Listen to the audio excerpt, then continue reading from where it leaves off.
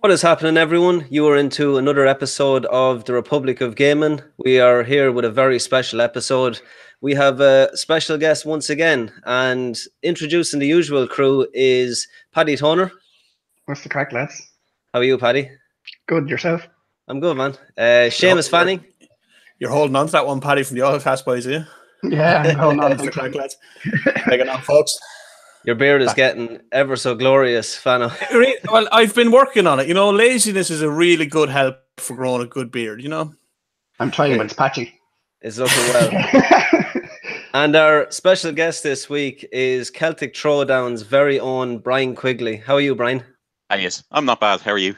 I'm good. Thanks a million for coming on. We're excited to have you on and to discuss the esports industry within Ireland.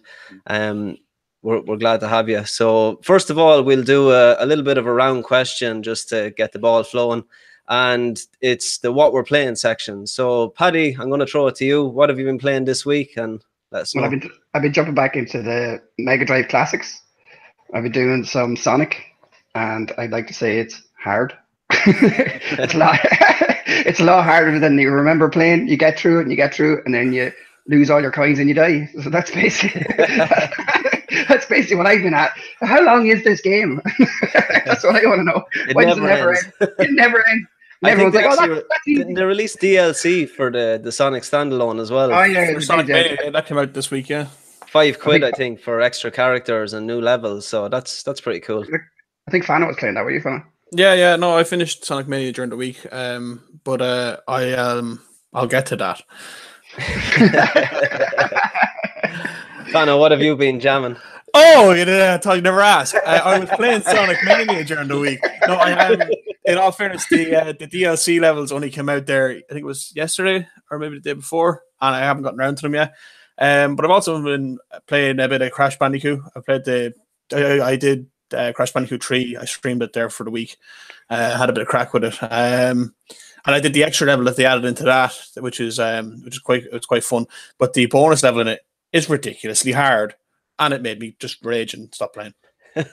It's I always found the third one not as hard as the original. Is it? Did you find that? Yeah, so it's still the easy one. Is that what you're trying to say? No. Right. I played on PlayStation. You're dead right. The third one is way easier than the first two because it gives you a rocket launcher for the last couple of levels.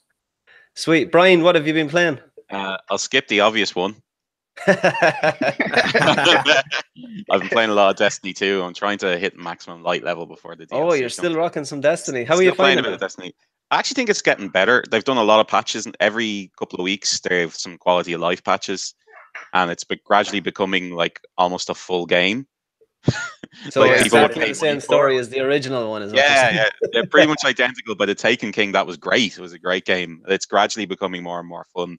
I put about 400 hours into the original Destiny, and I'd say about 150 into Destiny 2. And I kind of burnt out a lot quicker on Destiny 2. Are you finding it much the same as the first one, or? I have exactly the same story as you, but I came back with the last DLC. And maybe it's just because there was 2 lots of DLC, so it feels like there's a lot more to do now. But it feels like it's much more. There's much more work to do. Because what happened to me was I hit maximum level in maybe 4 or 5 weeks of getting Destiny 2, and then it was, what do I do now? Nothing to do. Yeah, nothing to do. Like there's literally, I'm only there to play with other people, and there's only so long you'll do that before you need a goal. Yeah, the great thing about Destiny, we always found, was if you have a couple of mates to play with, it's a very passive game where you can throw it on and you can do a quest and talk like just a podcast. You can have fun with your friends. That's what I always loved about Destiny. But actually, that would be a great idea for a podcast. Just like a bunch of people who are playing a strike in Destiny, just talking about whatever. No, that's the way I always used to play. Was just grab 2 or 3 of the guys, and we would just play through a couple of strikes and just talk, crap the whole way through it, and it was fun. The gameplay is flawless in them games. I think it's a joy to play. I'd agree. Like it's the most moment to moment. It's one of the most fun games I've ever played. When you're like flying through the air and you headshot 3 Cabal on the way through the air, and you feel like a beast and you save everyone. Yeah, it's just when you get out of the actual gameplay, Yeah. like, oh, I have to destroy 150 faders one by one because it's holding up a slot, and I have to do this, and I've got 15 blue weapons that I need to get rid of one by one. That, there's all this other stuff. The grind is real. Yeah, the grind is real in that game, but there's less of that. So like, I'm enjoying it right now. So, but we'll see, because I know already I'm going to buy the new DLC. I won't even pretend I won't. You've bought it already. You've pre-ordered it, don't lie. I haven't actually paid for it yet, but I know I will. So when is that going to be released? Is it going to be another couple of months, or September the 2nd? That's going to be released. September the 2nd. Yeah. No, I'm kind of itching to get back in. The old crew is trying to get the team back together and go and do that DLC. But I find when I'm playing Destiny, I don't really have much time for anything else. So I like to jump around games. The game I'm playing actually now is an old one at the moment. I'm playing Skyrim on PC. And the reason why I went back to Skyrim is I recently built a PC and I'm able to mod the absolute life out of it. So I've been trying to balance really good mods, and yeah, it's after giving that game whole new life to me, and it made me realize once again what a great game it is. So yeah, that's really all I've been playing. I'm going to jump on near Automata. I believe that is the right name. That's the next one I'm going to play. Una Ming, our community moderator, she has this idea where we have a backlog. If we have a backlog of games, we pick a game and we discuss it then in the Republic of Gaming. So that's the one that I'm going to be playing, and I hope to report back then next week. So yeah, the next thing, we're going to just pick your brain, Brian, and try and figure out what the hell is going on in the esports industry in Ireland. And the first question I want to ask to you is just an easy one. How did you get into the esports scene and organizing these events? Well, for me in particular, it was actually just really organic. So in around 2008, 2009, Street Fighter 4 came out. It was the first Street Fighter in, I think, let me think, roughly 10 to 12 years. And there was a huge explosion. All the people my age who used to play Street Fighter were playing it. There was a load of young people playing it. And it just organically happened that people started organizing tournaments. And I actually got into the organization side through streaming and recording, because I work in tech, and I got very interested when I'd be watching American videos of tournaments. Like, how are they doing this? How are they? How are they capturing? Because this is obviously a different time to now. Where everyone knows about Twitch, and your PlayStation can do it on its own. And this was a very different time. So I kind of got my first capture card, and I used to actually record with a video. And if you go and check my YouTube channel, there's still some ancient, terrible looking videos recorded. With a camcorder, yeah, sat down behind the screen. So I got my first capture card, which was a Hopage. I don't know if you know anything about them. It's a giant box. Yeah.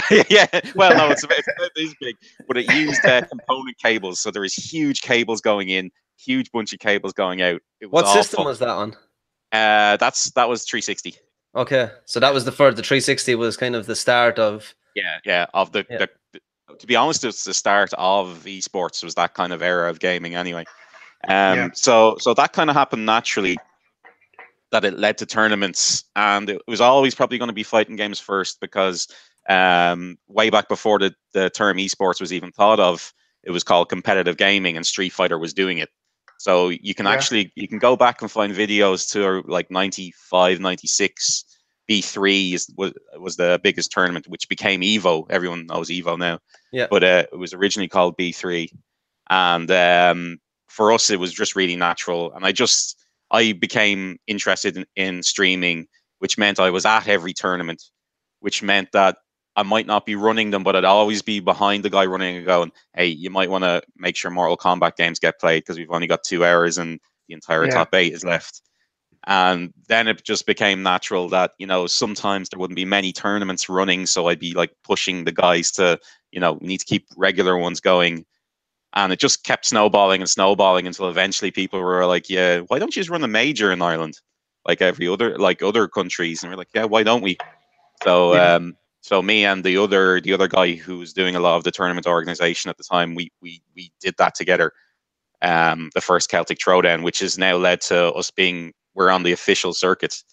Namco and Capcom now often show new games off before they're released here and everything. So it was just a natural snowballing, which is probably the best way to do it anyway, because you don't want people who aren't involved in the scene running it, because they just ignore problems. Important things. That they can do that. So I've seen that happening. So do you think it's hard to become an esports gamer? I don't. I really No? don't, because the only thing you need to do to be a competitive gamer, to be an esports, is show up. Yeah, and try your hand at it. Yeah, exactly. try. Yeah. I know good friends of mine who would say, I don't want to go until I'm good enough. You're never going to be good enough until you go. No, it's kind of the same if anyone point. saying that they want to stream or they want to make content. It's like, oh no, I have to wait till I have this, or I have to wait till I have that. If you just don't take that step, you're never gonna get yourself better. So I suppose it's the same kind of way in esports. And I'm very specific as a tournament organizer and as an event streamer. It doesn't matter what you do when you're at home. I won't be as thankful as if you're in the room. Exactly. Do you know what I mean? If you're in the room, you've paid to be there. B, you're cheering the top 8 guys. C, you're learning and getting better and becoming part of our community. And it's all you have to do is show up. And the thing is, the people who are scared to lose, everyone in the tournament expects half of the people in the room to lose. It's just maths. It's just the way it's going to happen. Yeah. Yeah, it's the way it's going to happen.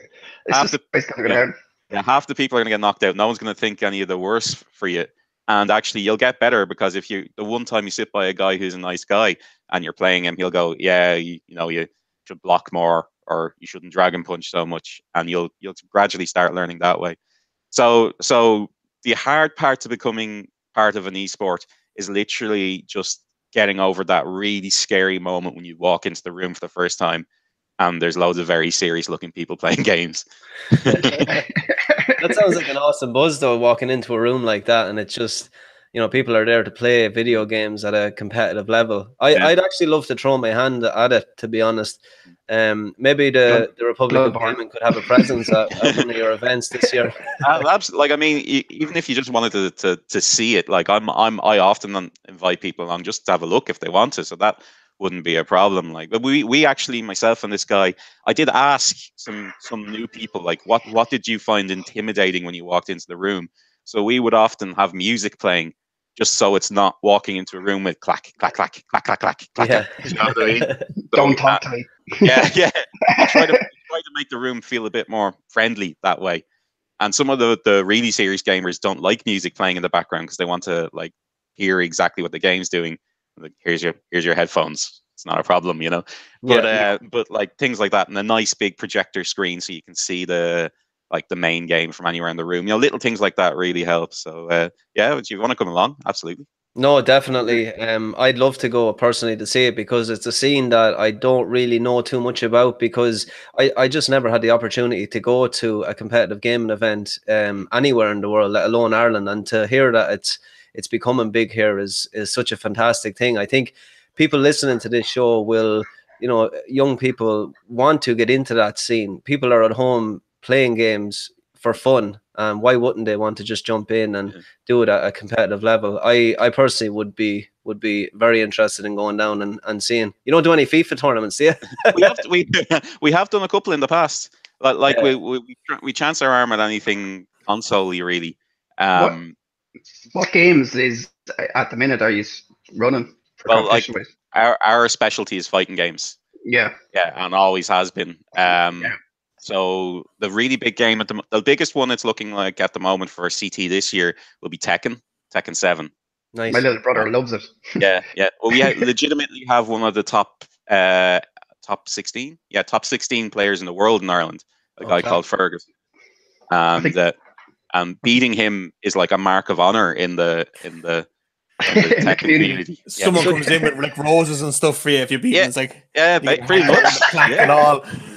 And the gas thing is these other. Sorry. No, work away. I'm just I'm interested in seeing about kind of registration, and if I wanted to go and actually compete in one of these events, how do I actually do it? Do I contact you and write out a registration form? Do I just arrive and say I want to play? How does it actually work? It depends on if you're going to a big one or a small one. So we would do events every Wednesday, and it's just in a pub downstairs. Some people just show up and have a few jars, but that's just you show up, you pay £5 and you're into the room. Those people are dead, right? Yeah. Well, it can be great crack watching other people play video games. People, you know, Oh yeah, YouTube definitely. Of course, yeah. only exists because of that, basically, at this point. But sometimes at weekends we have slightly bigger ones, but that's still just show up, pay your money, get into the room. For a really big event like Celtic Throwdown, we use Smash GG, which is a great website. I don't know if you've ever had a reason to go on it, but it organizes brackets. It lets people register for events. It lets you put in your country of origin and stuff, and it will actually seed itself so that people, say, if I am going to the UK this weekend, it won't let me play an Irish person in the first couple of rounds. Oh, So cool. you don't end up going to another country and playing the guy from down the road.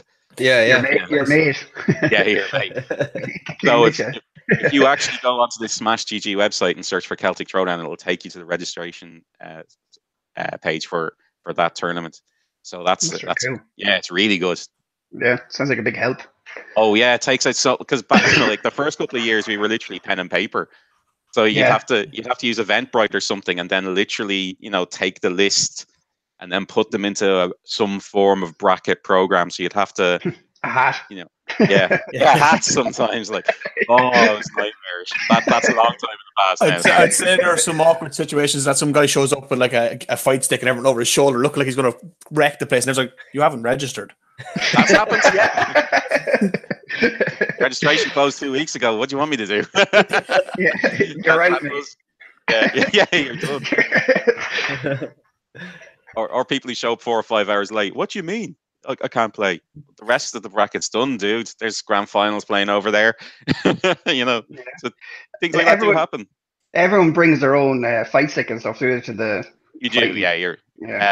Unless sometimes when we do events at cons and the like, sometimes, and we'll bring a few controllers because obviously people don't show up with a con with all their gear.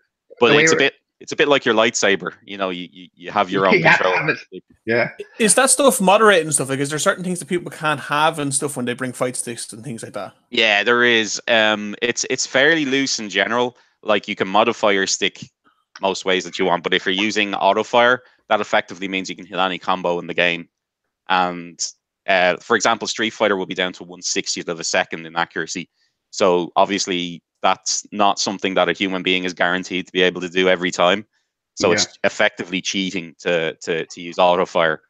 And there's another you can kind of hardwire macros into sticks by connecting 2 or 3 buttons together. So you can just press one button and it actually does 3 or 4. So that's also considered illegal. Is that something that you would have to deal with regular? No. Most people know these days that you just bring you're going to be disqualified if you're caught. And would you have to check everybody's sticks on entry to make sure they're not wired up like that, or does it depend on how big the event is? Like, in theory, you could check every single stick, but honestly, I've never done it. Because it would. I mean, if there's 150 people playing, so like you'll only check if someone complains. Like, we just wire up a couple of sticks and arrive like we're terrible at games. like we can wire sticks together. Well, I mean, you can try that. Very, very easy. If you do that and then you get beaten, you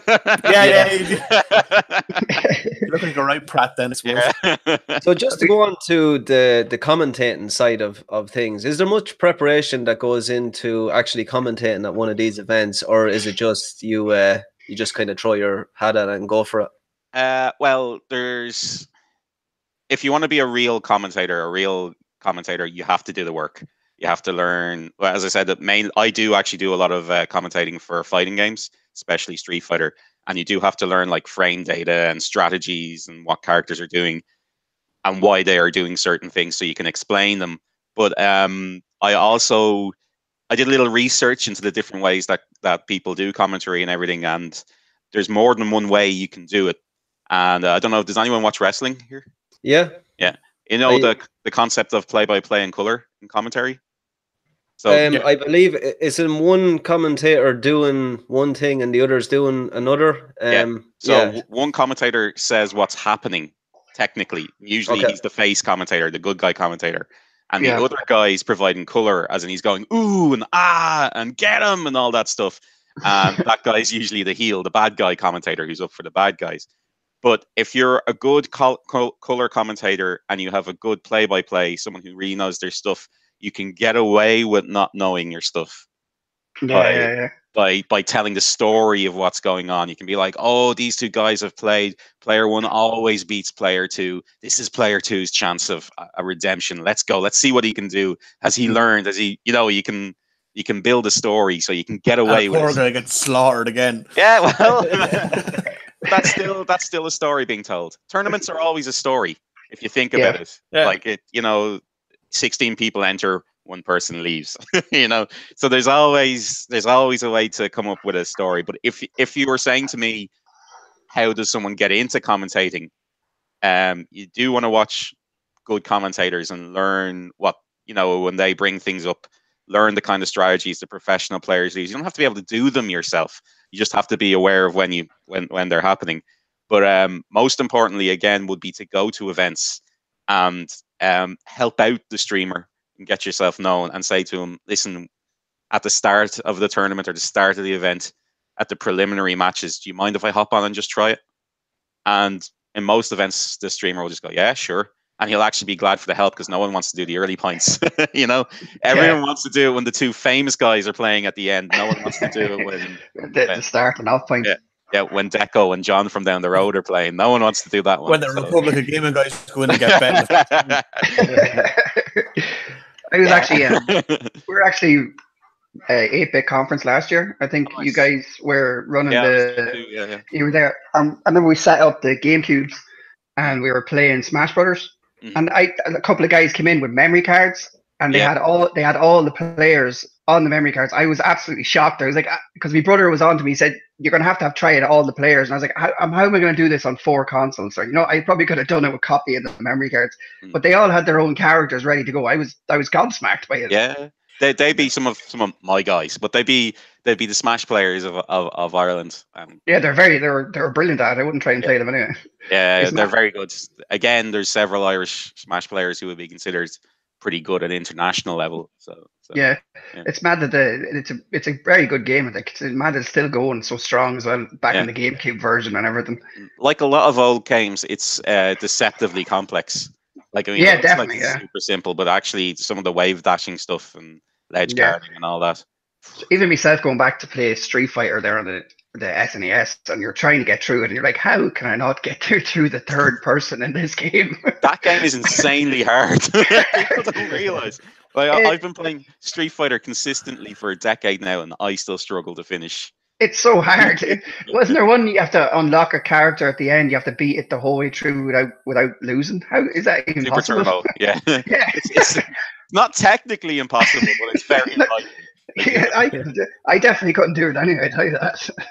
I feel like the older controllers, though, on the other consoles like the SNES and stuff, they were not really made for fighting games. Not really. They had.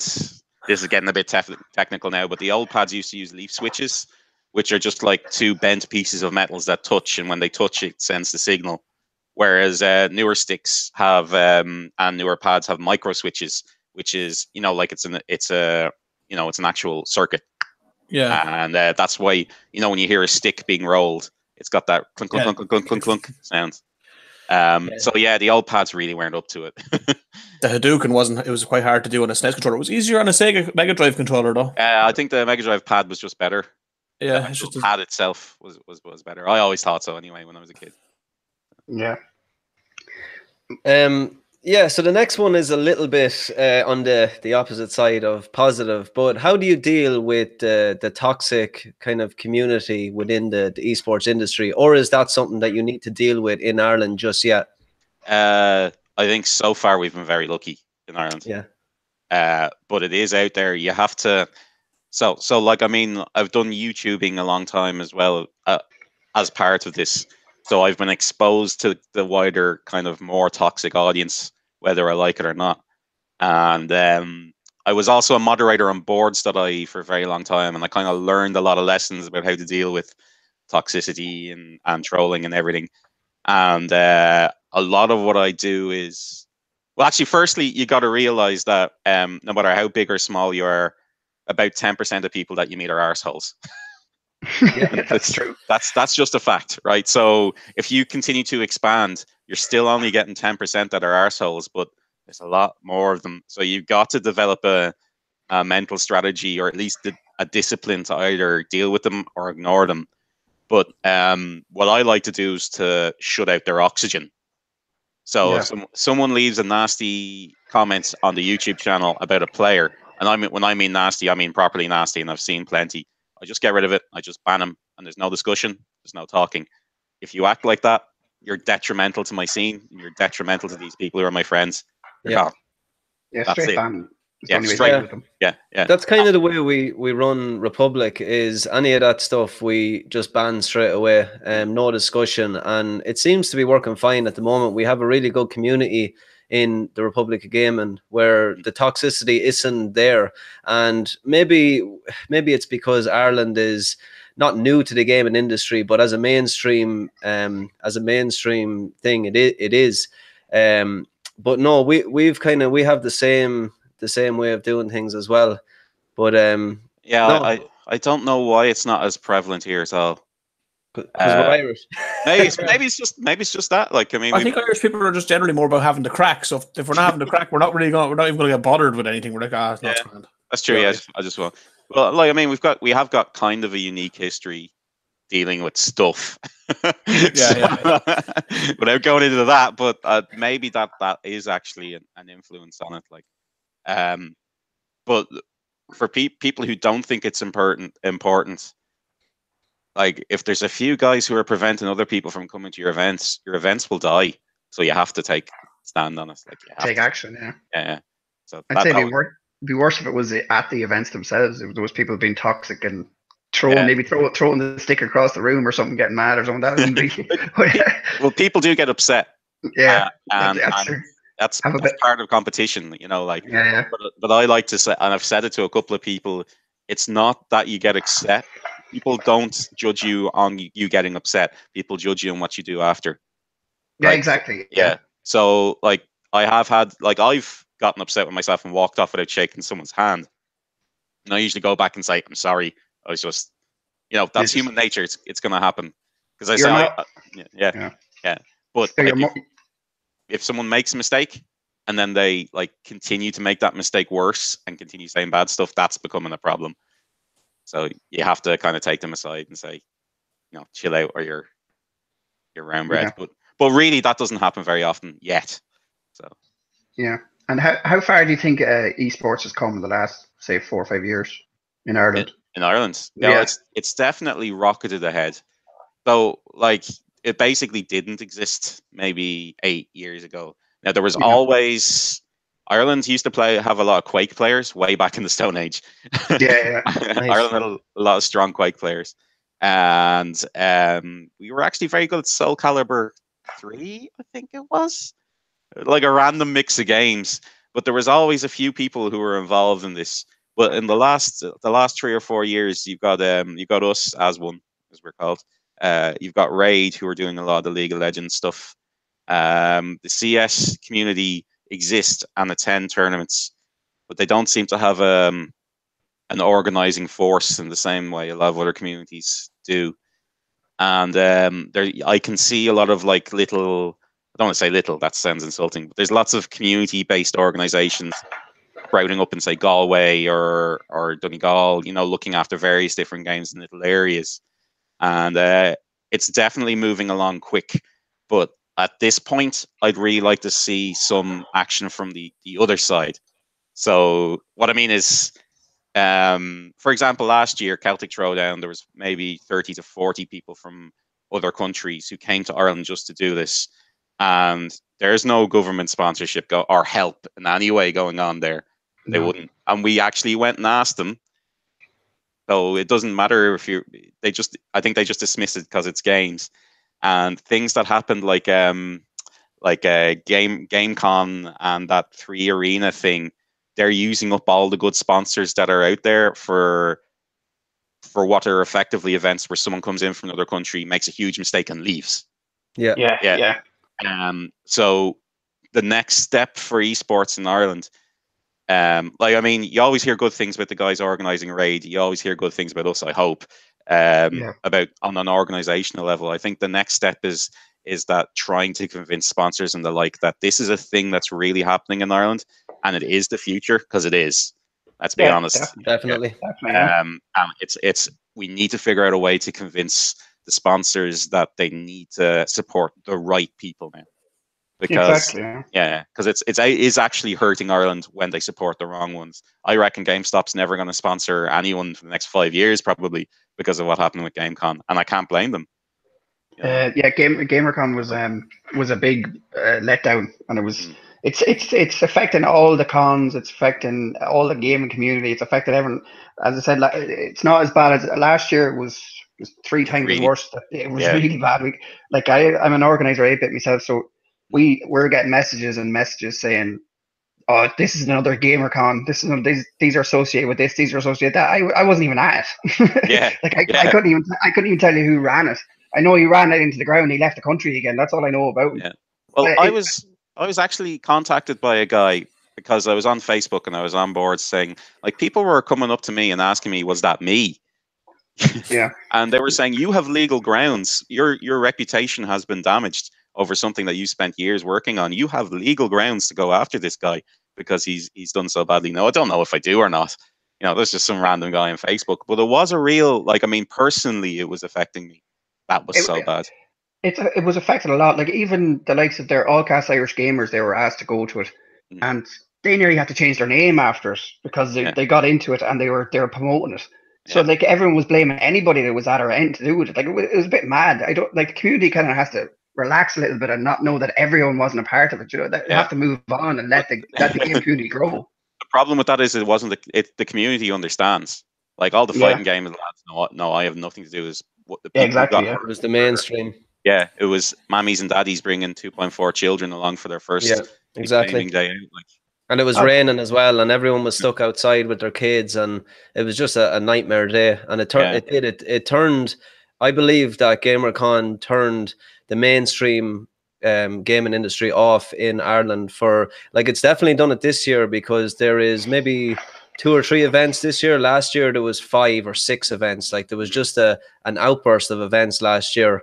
But I do see it slowly coming back, and if the conferences that are happening this year, and there is few of them, if they can do a really good job, I think it will start to slowly creep back, and then we can have a big event that they will actually go all out and attract that mainstream again. Because at the moment, the gaming community is there in Ireland, the hardcore gamers, or whatever you want to call them.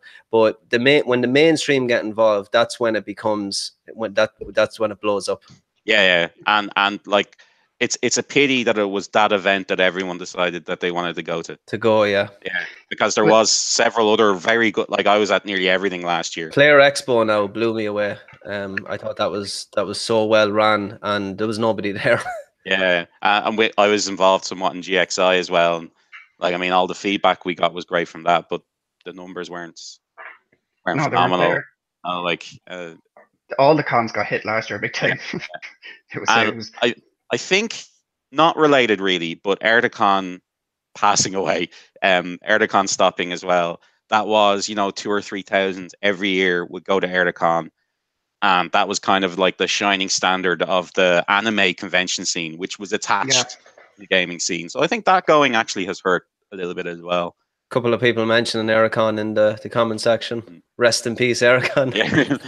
I was apparently, so about 10 years ago when I started all of this, one of the things I did is I made a deliberate effort. I'd start pestering conventions to go, let me come along, let me record video game tournaments. I'll put the footage up. It's promotion for you.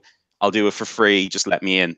And then they started to let me in. And eventually Erdicon caught on that 20 or 30 people always come if these guys come just to play fighting games or whatever. So I used to get free entry. They'd throw me free Diet Coke for the weekend or whatever as well. By the end, they were really looking after me when I'd be going along as well. So why did it finish? Why did it end? I'm not sure how much I'm supposed to talk about it, but some of the people involved effectively just aged out. It is connected to, I think it's UCD. Okay. DCU or UCD? It was in the It's kind of one of Helix. those It was things DCU. that ran its course, and it was time Yeah. for it to come to an end. And I don't know the specifics between the new guys running who wanted to run it, the old guys who owned the name or anything like that. I don't really know the specifics, but I know some of the older people just their time is done with it, so Just moved on. just moved on. Yeah, To which is different project it's or okay. It's their right. Yeah, AkumaCon is on. I think that does well enough every year as well, doesn't I it? hear that. I hear good things about AkumaCon. I was only there 1 year. Obviously, it's on Yeah. the other side of the country, so Yeah, a lot of fighting games and stuff to be happening at that. yeah. There's a very strong fighting game scene in Galway as well. Yeah. So yeah. What do you think will be the next big kind of esport game? Like currently, there's loads of kind of games out there at the moment that are kind of stepping in and out, but they're not really like holding the ground. Yeah, I think you gotta be aware that like nothing is big forever. Yeah. Like, I mean, if you looked at the world right now, you'd have to say it's going to be some kind of battle royale game. Fortnite, probably Fortnite. Yeah. If possible. But like a year ago, everyone said, "Oh, it's Overwatch. Overwatch is going to be there for 10 years. It's just going to be Overwatch." Yeah. And I don't know. Overwatch seems to have nearly competitive. Like, I don't hear anyone talking about it. KO'd on itself kind of over time. Yeah. But the structure of a battle royale game, does that lend itself well to an esporting event, or I would think so. Be difficult to run something, say, with 100 players on one map with, you have to look at technical difficulties and everything else? If you had a strong enough technical team, I don't see that being a problem. It's definitely a problem for a community-run event, because where do you get 100 machines or 100 consoles? Yeah, exactly. It has to be online. Yeah, I mean, you could do this thing where you run qualifying brackets online and do one major. Yeah, do one of like maybe a best of 3 or something on the day, and you add up the points and whoever. It always felt like too much of a stretch to have it as a full-on esporting sport. But I'm sure it will, and it does happen. Like, I think PUBG does have an esporting scene at the moment. Yeah, PUBG does, and I know Fortnite will be looking at it. They will be looking at it, and I think there is a kind of a local mode that they're building into it as well. So it's something we'll be watching closely and to play it. I don't know though the initial stages of Fortnite. When you're dropping from the bus. Yeah. You don't know if you could do that. To me, that introduces a huge random element. Oh yeah, there's massive random element to it. And some randomness is very, very good in an esport. Like, I mean, that's why a lot of people think LoL bet out Dota, is apparently because it's simpler and it's more random. Now, I don't actually play both of them, so that could just be the Dota players being salty. I'm one of those. Yeah, you want a bit of randomness, but I think that might be just a bit too much for. Yeah, the problem with Fortnite is you could fall down and you might not get a gun. Right? Yeah, that's it. You'd be dead in seconds, and it could happen 2 or 3 times in a row. Like I played a lot myself, and sometimes you drop down into the other fella gets it first, and you're just gone. You're dead. So in fighting games, how you deal with that is you say, okay, instead of playing 2 out of 3, we play 3 out of 5. So the longer the set, the less the randomness matters. But you can't do that probably with the length of games within Fortnite. Something that might take 5 to 10 minutes in a combat game, kind of when you bring it to Fortnite, it could take 3 to 4 hours. Yes, you've got to have people who are able to sit and watch a match. Yeah, that's important for esports.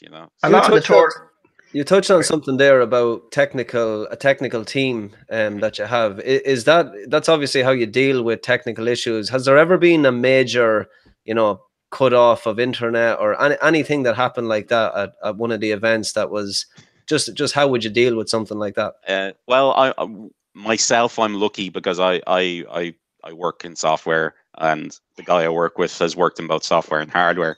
So there's very little, like, things have to really go south for one or the other of us not to be able to fix it at our events. Last year I had a major kind of problem because the power went out in the room and it seemed to damage the firmware on my capture card, and I managed to I was up at 5 a.m. the next day because finals was the next day. I was up at 5 a.m. reseating RAM and everything, trying to make sure that there was nothing and putting in a new capture card, and we just about got away with it.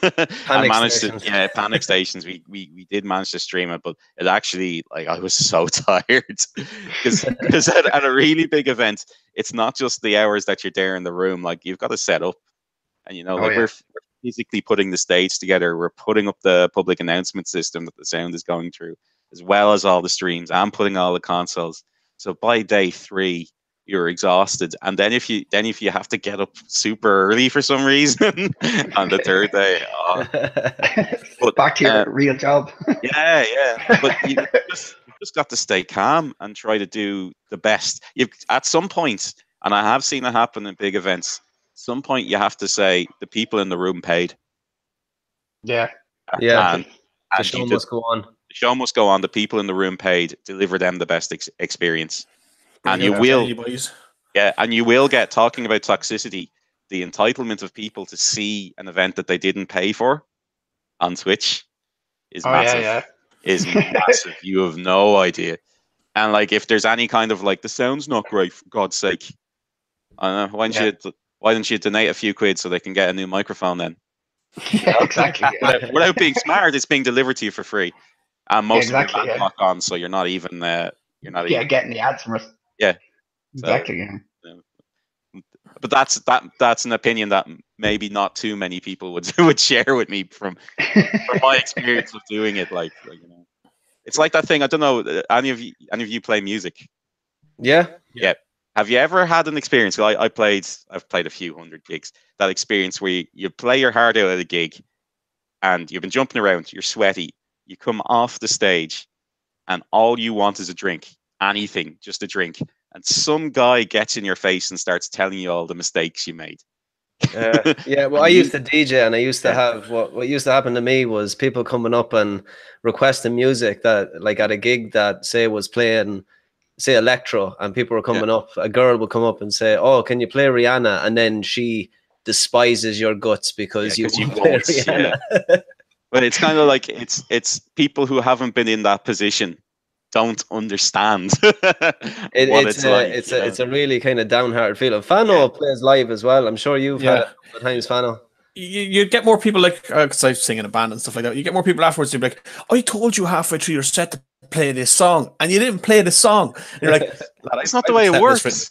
That's kind of what I go through. And like, if we're a little bit ahead of schedule, I might fit something in. And man, I am not playing Wonderwall again.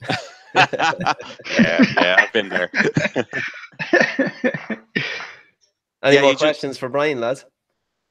No, I don't think so. I think we covered a lot of it there. You were talking about something during on Messenger there during the week about it was a pet topic of yours, myth busting things about competitive gamers. Do you want to explain exactly what that is? Yeah, well, we touched on part of it earlier already when I was saying that, like, one of the only thing you need to do to be a competitive gamer is to show up. That's one of it. But the other thing is as well, I used to you'd get a lot of people who would be afraid to play a video game in front of me, like any video game, right? Because like, they think stage fright, like. Well, don't they think you're going to judge them? Like, oh, look at the state of this scrub. Like, the people think you're going to. And you have to explain to them, like, listen, okay, I take one game really seriously, just one. I play every other game exactly the same way as everyone else. And even if you were to play that one game, I don't think you have to play it the way I do. That was my choice. Doesn't mean there's a right way to play it. No, exactly. Yeah, but you'd be amazed. Like, people make a lot of assumptions about people who play competitive games. It's like they think it's the gamer stereotype turned up to 1,000.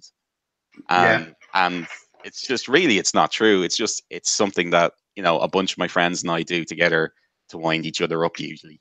So anyone who takes it that serious, like, who takes anyone's perspective of it, they kind of think of the guy. Do you remember the episode of South Park, the World of Warcraft one, where the guy's in the thing, he's like, he's not even looking at the screen. I think that's what they all think of. Anyone who's competitive, they think that's kind of what they do, just kind of lock themselves up in a dungeon and have no life. Kind of true, but no, not to the extent. That's the extent that would go. My bucket. How long play Street Fighter to be kind of at the competitive level? Like, as just a normal guy at home, would you come home and play 2 hours of Street Fighter every night, or how much do you play? I would probably only play Street Fighter. All right, well, I'm not that competitive now. I was in Street Fighter 4. Like, I was traveling abroad and I was getting just outside top 8, top 16 in nearly every tournament that I went to. So I was pretty good at Street Fighter 4. And I was playing that maybe 2 to 3 times a week for 3 to 4 hours. But I would be doing a lot more with it because, you know, I do streaming and I do blah and I do organization, and all these things all add up to extra bits of time spent looking at that game or researching the game and blah blah blah. So it's not really an honest answer to say I only play 2 to 3, you know. So I probably put quite a bit of time into it. But now I'm kind of maintaining only playing it once or twice a week for an hour or two. Do you play online? Is it or? Yeah, I generally play online, but I always meet up with the lads at least once a week as well. Fano, what were you going to say there? Sorry for cutting you. Is there any other game like that apart from Street Fighter that you thought, like, I really want to get good at this? Like, would you try Mortal Kombat or BlazBlue or Soul Calibur or any of those? Like, is there anything like that really took your fancy? You're like, I really want to try get good at this. I have always liked the King of Fighters. You know King of Fighters? Yeah, the SNK game. Yeah, and I 13. I played enough to play in tournaments, and I think Tekken is a phenomenal game. But the amount of work you have to put into Tekken is insane, because you have to learn everyone's strings, because there's high-low mix-ups at several different points, and it's very complex compared to Street Fighter. And you need to know every matchup for every character. Whereas in Street Fighter, you can kind of get away with, I just have my game plan and I'm going to do that. You know, I'm going to throw a sonic boom and do a flash kick, and hopefully I'll win. But in Tekken, you really need to learn it hard. Yeah, probably King of Fighters. I did play in a few Marvel vs. Capcom tournaments as well. So, but it's... Oh, man. Marvel vs. Capcom is so fast-paced. Everything just keeps moving so fast on the screen. I don't know how anyone plays it. That's an interesting thing, actually, you hit on there, because so we did a few tournaments in the Woolshed, and there were kind of exhibition things. So we just get good players to play each other, because we knew there'd be loads of people there just to watch and have a couple of drinks. And I thought, Marvel vs. Capcom, it's got Marvel characters, loads of big explosions, everyone will love it. So we put on some Marvel and I put on some Street Fighter, and no one could follow the Marvel who wasn't a fighting game player. They were just looking at it going, I have no idea what's going on. There's 6 characters on the screen and they're all shooting laser beams at each other. People just wanted Ryu and Zangief throwing one punch at each other. That's what people can follow and enjoy. So. Who's winning? I don't have a clue. Yeah. All I see is a lot of blue lights. Yeah, lights everywhere. So we'll move it on. Thanks a million for answering all those questions. I am after being very much educated in the world of the esports, and I'm very interested. Like I'd say, the guys are to actually throwing our hat into the ring and just seeing what happens. I'd love to go to one of those events. We'll have to organise that. 100%. You can shoot a little vlog while you're at it. So we do a topic of the week every week. So this week we have picked a strange one because of Uncharted. We got some news on the new Uncharted movie that Nathan Fillion is going to be playing Nathan Drake. And if anyone says that that he's not the greatest pick for Nathan Drake, I don't know who is. But I'm going to ask around, and I want everyone to give their most favorite. We won't say best and worst. We'll say favorite video game movie and least favorite video game movie. Brian, if you want to start the ball rolling. All right. Well, least favorite. I was torn. Again, have anyone seen the King of Fighters film? No, I can't say I have. No. But when I thought about it, the worst video game film I have ever seen is House of the Dead. Have you seen that? No, I didn't even know that one. I don't think I've ever seen the movie. All right. House of the Dead it's right there. Everything about it is bad. There's this moment in it where they're running down a corridor in a house, right? And there's clearly a blood patch on the ground, like just blood on the ground. And then someone dives in the window and there's zombies outside. And the zombies are supposed to be like grabbing at their legs, and they like tear half his legs off. And then he falls down on the ground where the blood is. And the blood is supposed to have come from him, from where his legs used to be. But they were just so lazy that they just painted the ground red for the entire shot. And the whole film was like that. There's this character, there's this stunningly tone deaf character. She's Asian, right? but she's an immigrant in America, so her name is Liberty because she's an Asian immigrant in America. Of course. But that's not enough of a clue as to where they're going with this. So she has a jumpsuit on, which is the American flag. And because she's Asian, and it's based on House of the Dead, right? So the only thing you do in House of the Dead is shoot things, right? That's the entire. You know, it's a yeah, yeah, right? an arcade game. Yeah, she's a martial artist because she's Asian. The stereotypes are flying from this movie. Wow, From every movie. I'm actually interested in checking that one out. Yeah, it's so. It sounds like a good competitor for like Kung Pao Enter the Fist kind of thing. Yeah, like, that's kind of ridiculous. That kind of region. So, do you want my good one as well? My best Yeah, one? yeah, of course. All right. So, it's going to be an obvious one. Street Fighter. Oh, no. Nice. Raul Julia Street Fighter. But there's a reason, right? There's a reason. And again, it's not just as so bad as good, which it is. It's amazing, right? To this day, everything to do with Street Fighter has to release on a Tuesday because of that speech by Raul Julia. Yeah. Yeah, everything from Street Fighter has to. Why did you release it? Because for me, it was Tuesday.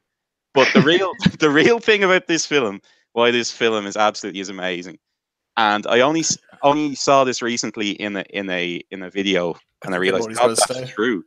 Yeah, is Raul Julia knew he had cancer when he agreed to do Street Fighter. He knew it would be his last film, and he knew he'd die after. And most people say Raul Julia is the only good thing in that film, which is true.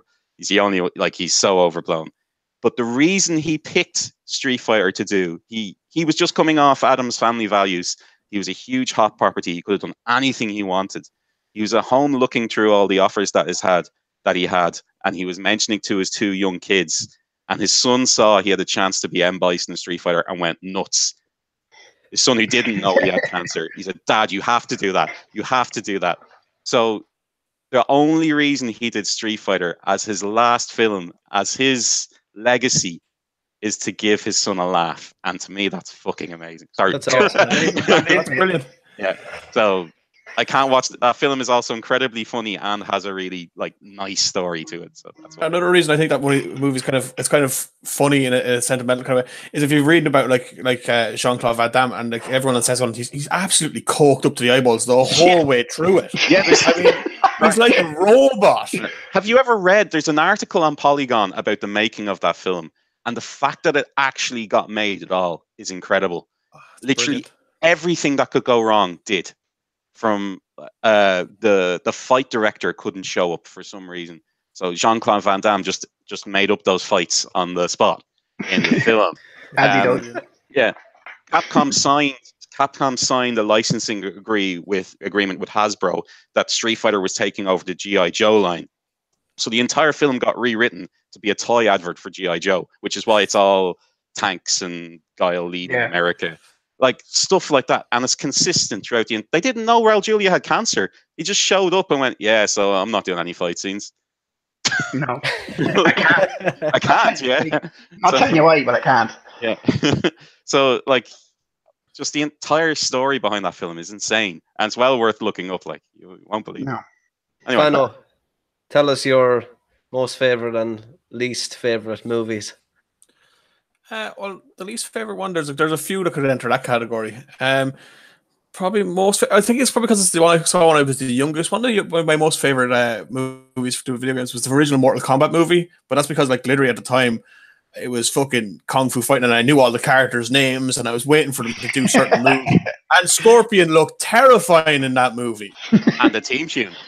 Well, of course. Yeah. Who doesn't like all do do do do do do do do do, and everyone's head starts to bop when you hear that. Like you're ready to go and have a scrap. If you go to the gym with that on, you are going to lift 400 kilos. Least favorite. There's a few in this category. The second Mortal Kombat movie is terrible. I swear to God, it just goes too far, and they kill off Johnny Cage very early. But whatever. Another one would be Final Fantasy: The Spirits Within. I mean, the movie has nothing to do with any of the games, and if it was treated like that and it was just put out as something under a completely different title, it probably would be lovely. But I kind of have to conclude it with the games because it's going to have that brand on it, and it just doesn't fit in anywhere for me. No. Like one of my other favorite, like, if I wanted to do the other way, one of my other favorite movies is Final Fantasy VII Advent Children. I think it's fantastic, and I think everyone should watch it if you have any interest in the series whatsoever. I think it's brilliant. I think it's a nice way to show like the future of what happened after Final Fantasy VII. And I think if they made a game out of it, it would have just sold as well as Final Fantasy VII because it has just so much in it. Sweet. When I think of it, what mine would be now, I don't really like fighting games, like the computer game made into films. I think they're all absolutely dire. No, you have to give one good one. I know. Well, I think with Mario and Luigi, I'm just going with what's absolutely awful. That film was absolutely dire. I love that movie. I watched that movie way too many times when I was a kid. Way too many times. Yeah, but like, what's it got to do with the game? There were, what was there, dinosaurs in it or something? Like, what the hell has it got to do with the game? It got a little bit weird. And then you went and see Mario Bros. You got Doom. Is Doom like one of The Rock's worst films ever made? The Rock has a lot of worst films ever made, but yeah, Doom is up there. No, I feel like he should look back on his life and just be like, "That's a mulligan. I'm going to treat this like a golf term and just be a mulligan." Like that never happened. And the argument, I guarantee you, the argument in the chat is, but there was a first-person view in it. It was awesome. Like, that doesn't make it a good movie, people. 30 good seconds in a 2-hour film. Another bad one is Double Dragon. Did you ever watch that one? Oh my god! Oh, I forgot all about it. Nice. It's just that's what I can't say. Any ones are good. Maybe Tomb Raider was all right. I don't know. Absolute trash. The thing I find funny about video game movies is I don't particularly hate any of them. I think if you look at them, there is a certain amount of charm. It's like, oh, there's a character I used to use on a video game, but there is like a lot of them are below average. Let's be honest. But I'm going to start with my favorite. My favorite is the one that I think gets the atmosphere in the game right, and for me, that's Silent Hill. I think that movie is absolutely scary beyond belief. It made me feel like I was actually playing one of those games, and I thought it was great. I thought they got the atmosphere of the actual town just down to a T, and I think that's what you need to do. And what a lot of directors and scriptwriters seem to miss is they try to make it, I don't know, too much Hollywood or something, and they bring it away from what the game is after making it, like liked by millions. But the worst video game movie, I'm trying to think here. There is a lot out there. The Tekken movie's not great. What's that? Tekken movie's not great. The Tekken movie is not good. There's so many that they're popping into my head. I'm gonna go with the same as you did, Fano, the Final Fantasy VII one. That was pretty awful. And no, that's one of my favorite movies. Oh, that was your favorite? Dickhead. No.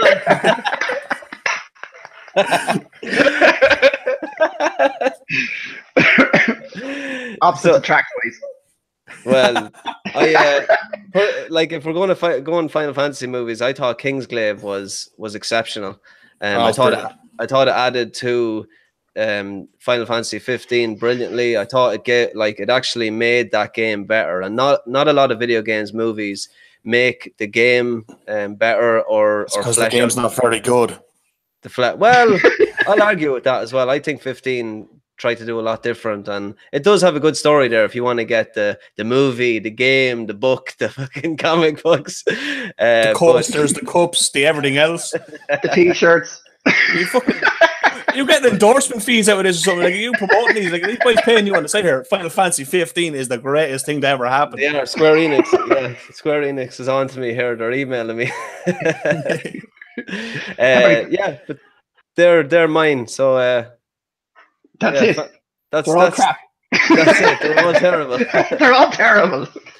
So the next section, this is a new section that this is going to be the first time doing it. So Una Ming, I hope you're ready there to come on. Una Ming is our community moderator. She has been looking after the comments. There you are. How are you, Una? Hello, how's it going? This works very smoothly. She's here. So you're going to be going through a couple of questions, asking Brian what the community want to ask him in the comment section. So if you want to work away, let's hear it. Yeah. So there's a few things actually that I want to go through because there was a mixture between comments and questions. So we're going to go way back because I've obviously been looking at them since the very start. So Hackle Serpent has been very busy in the chat. Right. Don't worry, it's all good, so it's fine. Okay. Hackle Serpent said that commentary is definitely their favorite bit of fighting games, and I can totally see from when you're talking about it how it's vitally important and have the flow and everything like that. But also, just on actually going back to Fano, who's playing Crash Bandicoot is a god tier game. I've been working on Platinum Relics, all 3 of them so far. I've only done it on Crash 1, which was hard enough, which I think is pretty impressive, actually. First of all, true. Fair folks. Yeah. There you go. Fireproof Flame was all the buddies are in. All my friends. Don't worry, it's all super tame. On Brian talking about joysticks, which could go any way depending on where I go to keep on going with the sentence. He's just said, yes, arcade stick ASMR. So there we go. The click of an arcade stick is a very special thing. Oh, it is. That's what she said. Just on the ratio of Paddy, come on, seriously. But then they also mentioned on the ratio of assholes in the room, which you were also talking about. They said that there are 10 people at Capital Carnage. When I was there the other week, was I the asshole? Yes. I don't even know who said that. Hear this. And then we have Emerald Gaming, who's coming in and says thanks to Brian, and also that he wants to kind of do esports now. And how do you improve your response time while playing online? That would. I assume he means his reaction time as opposed to. I think so. Yeah. Okay. I only really know from fighting games as opposed to, because that's what I do.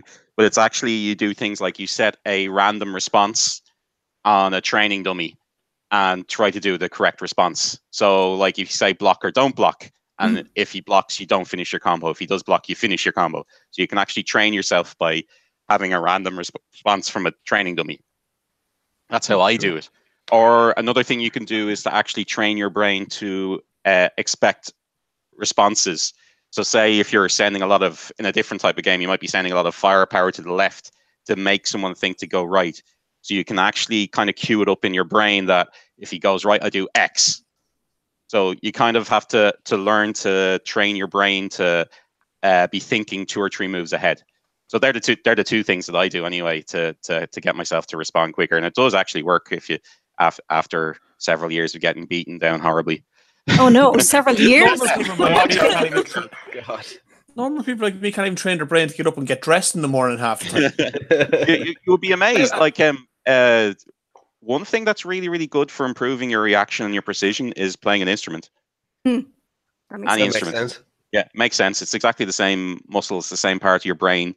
It's all execution. So Definitely. Perfect. Yeah, no. And I actually had a few questions myself as I was listening to, because obviously what's fantastic is your knowledge comes through so much, but on a kind of a more sort of a looser sort of thing. If, for all of you, I guess, if you were esports champions yourself, what song would be your theme as you walk in? What a question. What a question. Why can't we be friends? Oh, really? Yeah. It's a Rocky theme tune. See, that's a classic.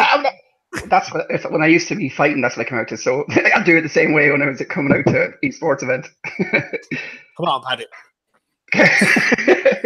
You're a bit above my weight there, boy. What about yourself, Brian?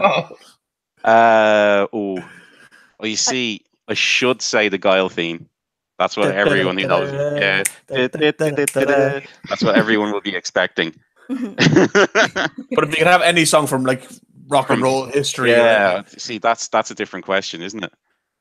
It's one really to think about. I should have probably put that somewhere down the list. I knew straight away. I can go anyway while Brian's thinking. Mine would be Pantera Walk, just because it would nice. walking in. Why can't we be friends? Huh? Just one thing that I would be really curious about, that I don't think you touched on this, but esports as a term itself, because so many people actually don't think that it's a sport. So how do you kind of justify it, or how convince them that it is a sport? Or you don't think it's a sport, is it? I don't think it's a sport. Okay. I hate the term esports. Right. It's competitive gaming to me, because just call ourselves what we are. And like the marketing people want to call it esports. Everyone knows it is esports, so I'll use the word esports. But I think it actually limits what we do to say we have to be like sport. Like, take loads of things from the presentation of sport that we want. Take everything that we want, but don't just look there. Look to TV, to movies, wrestling. I already made a reference to something from wrestling. A lot of people say that's not a sport. So it's a form of entertainment. Yeah, and what we're doing is unique and new and evolving. And I don't think it's a good mental idea for any of us involved in it to just say, we're electronic sports. That's what we are. We compete in the sports space. I don't think that's healthy. And I think it's kind of as well, it's like this self-justification thing. I think a lot of people were like, well, Dad, look what I do. It's sports now. This is sports now. I think that's part of it as well. We don't need to do that, So that's such a great answer. That's a fantastic answer, yeah. And the last thing we have here are just general comments on movies, because obviously people were getting quite passionate in the chat. There is no bad. I think I can see a couple of things there from one Una Ming. That wasn't me. That was my alter ego. Kush has said in relation to Final Fantasy: The Spirits Within. No, it's so good. So there you go. I'm sure that was him. Now that was him. So Fano, let's get this straight. Did you mention 2 Final Fantasy movies and one of them you disliked, or was I just totally confused there? So which one did you not like? The Spirits Within, I hate it. Yeah, that's the one that I dislike as well. Just so we're on the same page with that one. You guys are so wrong. I've got my song. Here we go. What are you going to do when you're not saving the Earth from the Man of Steel soundtrack? Nice. Nice. Kind of the big chorus bit of that. I'd love to walk out to that. Let's do it. Let's see that sometime. Get some pyro, like the darts walk on kind of thing. I actually generally do control all the sound and light at my events, so I could actually just do that sometime. Do you ever try and mess with one of your mates and put on a song they didn't want on? That'd be great. I haven't done that yet, but what I do at Celtic Throwdown, I give all the top 8s sound. So I'll have dramatic music playing, and sometimes before a big fight, the Star Trek that playing as they're coming up and everything, stuff like that. So I do play around a little, but keep it kind of serious. Yeah. Poor lad's sitting there nervous as it is, and exactly. Any more questions, Una, or is that? We've got one. It's from Dave. This is for everyone. Can you help Paddy get better at Fortnite? No. Dave has been removed from the chat. I'm banned from the Republican. Right. Well, if you want to do our shout outs, Brian, we'll give it to you first to do any plugs or shout outs that you want to do and events that are coming up. Okay. Well, the big one is on August 25th and August 26th. If you're not into the whole Pope thing, Celtic Throwdown is on in Blanchardstown, featuring all the best fighting games. Listen, we booked it way before he did, so possibly he's coming. I don't know. Maybe he'll be able to play him. So August, unbelievable at Street Fighter. Yeah, when he plays, it's pretty serious. So, but anyway, so 25th, 26th, we'll have Tekken, Street Fighter. Marvel vs. Capcom. We'll have Street Fighter 2 on original hardware, Street Fighter 3 on original hardware. I think there's going to be some Super Mario Tennis, loads of different weird, crazy stuff. Pub quiz at night, gaming pub quiz. There'll be a stream. We'll be on twitch.tv/as1live. CelticThrowdown.com has all the information. So you can register there or find out about any of that kind of stuff. I guess I should plug my own Twitter, at Brian Von Doom. good luck to all the lads going to we're all off to Birmingham this weekend. So there's a huge contingent of Irish players going to Versus Fighting. So good luck to them as well. Nice. Okay. Una Ming, with our little section, we're hoping to have you every week. Do you want to throw out your plugs and your few bits? How unexpected. Basically, I guess the biggest one for me at the moment would be Twitch. So you can find me over on Twitch at Unitex with a YUNITX, and that's where I'll be. And thanks a million for coming on, Una. No problem. Paddy, let's do this. Well, thanks for Brian for coming on. It was very educational and I enjoyed it a lot. And I hope to see, I'll be checking out his Twitch channels. And thanks to the Republic Gaming community every week. I say thanks, and I'm very thankful for all of you. And thanks for everyone coming on the podcast. And my plug is Paddy the Pagan on Twitter and everywhere. See you next week. Fano? So for me, there's just the one. It's at Maroxide on Twitter and on Twitch. So you can just do that one. And I'd like to wish the very best to all the boys heading over to Birmingham. Bring back some trophies for us. Try. I would hopefully see you at Celtic Throwdown anyway. Yeah, just again, free Brian, tickets. thanks. See what I can do. Honestly, Brian, it's been very educational having you on. A pleasure, and we hope to have you on again, maybe after the event. Tell us how things went. Maybe a few weeks to rest. Yeah, we'll give you 2 months rest after. But hopefully, well, I'll be there anyway. I'm going to go regardless. I want to check this scene out. It's a scene that I am interested in, and I'll be there. I will probably compete because I'm a competitive kind of guy. I'll probably lose, but I'm going to throw my hat in anyway. Bloodborne. Yeah, the Bloodborne esporting event. But no, just what Paddy was mentioning there. Thanks a million to the Republic of Gaming community. We're after hitting 1,000 members, and it's without doubt one of the most active communities in Ireland at the moment. I mean, 90% of the people on there are adding stuff and putting up comments every day. I have a bit of a special announcement to make as well. I got an email during the show that we have free tickets to Comic-Con coming up to give away. So we're going to figure out exactly how we're going to do that. But they will be given out on the show possibly next week. And just from the whole crew, from Una Ming, from Paddy, from Fano, and thanks a million, Brian, for coming on. I have been your host, Ronan Fox. This has been the Republic of Gaming podcast, and we are out. Peace.